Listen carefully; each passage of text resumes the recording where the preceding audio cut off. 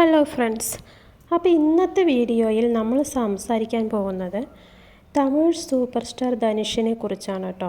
പുള്ളിയുടെ സിനിമകൾ നമ്മളെല്ലാവരും കണ്ടിട്ടുള്ളതാണ്. എന്നാൽ ഇപ്പോഴത്തെ ഏറ്റവും വലിയ ചർച്ചാ വിഷയം അതൊന്നുമല്ല, മറിച്ച് ധനുഷിൻ്റെ രാഷ്ട്രീയ പ്രവേശനത്തെക്കുറിച്ചുള്ള സൂചനകളാണ്. അതെന്താണെന്ന് വെച്ചാൽ, കുറച്ചു ദിവസങ്ങളായി സോഷ്യൽ മീഡിയയിൽ ഒരു സംഭവം ഭയങ്കര വൈറലാണ്. ധനുഷിൻ്റെ ഫാൻസ് അസോസിയേഷൻ്റെ കൊടിയാണ് ഇപ്പോൾ എല്ലാവരും ചർച്ച ചെയ്യുന്നത്. സത്യം പറഞ്ഞാൽ ഈ കൊടി ഇന്നോ ഇന്നലെയോ ഉണ്ടായതല്ല കേട്ടോ.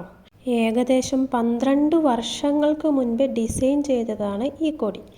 പക്ഷേ എന്തുകൊണ്ടോ ഇത്രയും കാലം ഇതാരും ശ്രദ്ധിച്ചിരുന്നില്ല, അല്ലെങ്കിൽ പുറത്തു വന്നിരുന്നില്ല. എന്നാൽ ഇപ്പോൾ അത് മാറി.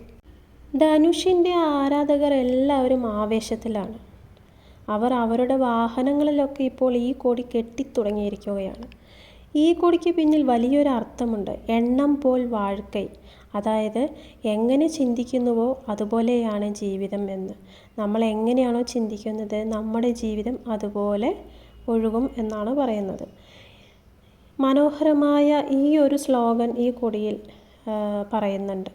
അതിനൊപ്പം ധനുഷിൻ്റെ ചിത്രവും കൂടി വന്നതോടെ ഇൻ്റർനെറ്റിൽ ആകപ്പാടെ ഈ കൊടിയാണ് ഇപ്പോൾ ട്രെൻഡിങ്. ആളുകൾ ഇതിനെ വലിയ കൗതുകത്തോടെയാണ് കാണുന്നത്. ഇനി ഇതിൻ്റെ രാഷ്ട്രീയ വശത്തേക്ക് വന്നാൽ കാര്യങ്ങൾ കുറച്ചുകൂടി സീരിയസ് ആണ്. കുറച്ചു നാളുകളായി രാഷ്ട്രീയ നിരീക്ഷകർക്കിടയിൽ ഒരു സംസാരമുണ്ട്. ധനുഷ് എന്തായാലും ഭാവിയിൽ രാഷ്ട്രീയത്തിലേക്ക് വരുമെന്ന്. വെറുതെ വരികയല്ല, വളരെ ശക്തമായി തന്നെ. അദ്ദേഹം തമിഴ്നാട് രാഷ്ട്രീയത്തിൽ ഒരു സ്ഥാനമുണ്ടാക്കും എന്നാണ് പലരും വിശ്വസിക്കുന്നത്.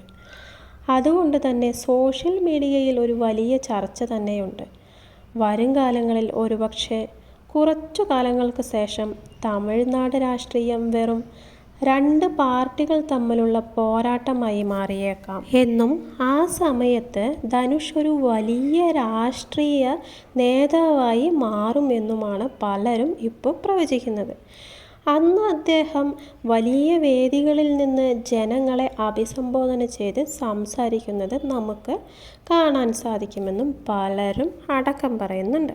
അതായത് വെള്ളിത്തിരയിലെ മാസ് ഡയലോഗുകൾ പോലെ രാഷ്ട്രീയ വേദികളിലും ധനുഷ് തൻ്റേതായ സ്റ്റൈലിൽ സംസാരിക്കും എന്ന് തന്നെയാണ് ആരാധകർ ഉറച്ചു വിശ്വസിക്കുന്നത്. സിനിമയിൽ തിളങ്ങി നിന്ന പലരും രാഷ്ട്രീയത്തിലും വലിയ വിജയം കൊയ്തിട്ടുണ്ട്. ഉദാഹരണത്തിന് പറയുകയാണെങ്കിൽ MGR, വിജയകാന്ത് എന്നിവരെയും പിന്നെ വിജയെയും ഒക്കെയാണ് പ്രധാനമായും എടുത്തു പറയാവുന്നത്. കൂടാതെ MGRൻ്റെ പിന്തുണയോടെ രാഷ്ട്രീയത്തിൽ വന്ന തമിഴ്നാട് ഭരിച്ച ജയലളിതയുടെ കാര്യവും ഇതിൽ ഓർക്കാം. മറുഭാഗത്ത് സിനിമയിൽ വലിയ താരങ്ങളായിരുന്നെങ്കിലും രാഷ്ട്രീയത്തിൽ വലിയ നേട്ടമുണ്ടാക്കാൻ കഴിയാതെ പോയ ഒരുപാട് പേരെക്കുറിച്ചും പറയേണ്ടതായി വരും.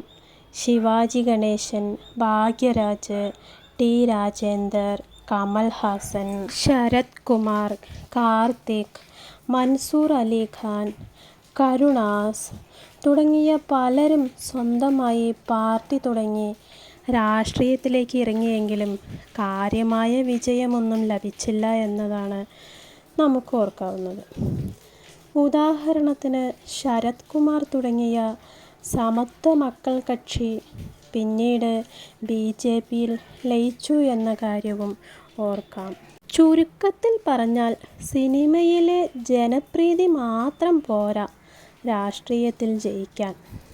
നമ്മുടെ തളപതി വിജയ് അണ്ണൻ രാഷ്ട്രീയത്തിൽ ഇറങ്ങി ചുരുങ്ങിയ കാലം കൊണ്ട് തന്നെ വലിയൊരു മാറ്റമാണ് ഉണ്ടാക്കിയത്.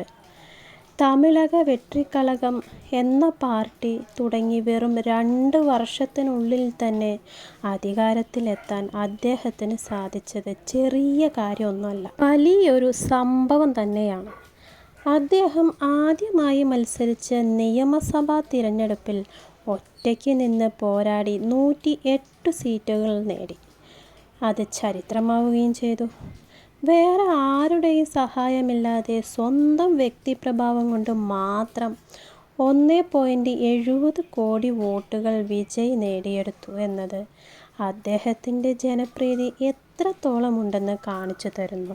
മറുഭാഗത്താണെങ്കിലോ 55 വർഷത്തെ പാരമ്പര്യമുള്ള ADMK, 75 വർഷത്തെ ചരിത്രമുള്ള DMKയും. ഇതുപോലുള്ള വലിയ പാർട്ടികൾക്ക് ഇത് നല്ലൊരു പാഠമായി. കോടികൾ ചെലവാക്കിയിട്ടും പല വാഗ്ദാനങ്ങൾ നൽകിയിട്ടും കാശ് എറിഞ്ഞ് വീശിയിട്ടും ഈ വമ്പൻ പാർട്ടികൾക്ക് ജനങ്ങളുടെ വിശ്വാസം ആർജിക്കാൻ കഴിഞ്ഞില്ല എന്നത് ശ്രദ്ധിക്കേണ്ട കാര്യം തന്നെയാണ്.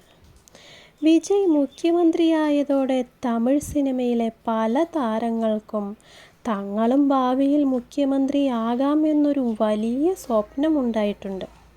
അതുകൊണ്ട് തന്നെ പലരും ഇപ്പോൾ രാഷ്ട്രീയത്തിൽ സജീവമാകാനും പുതിയ പാർട്ടികൾ തുടങ്ങാനും ആവേശത്തോടെ മുന്നോട്ട് വരുന്നുമുണ്ട്.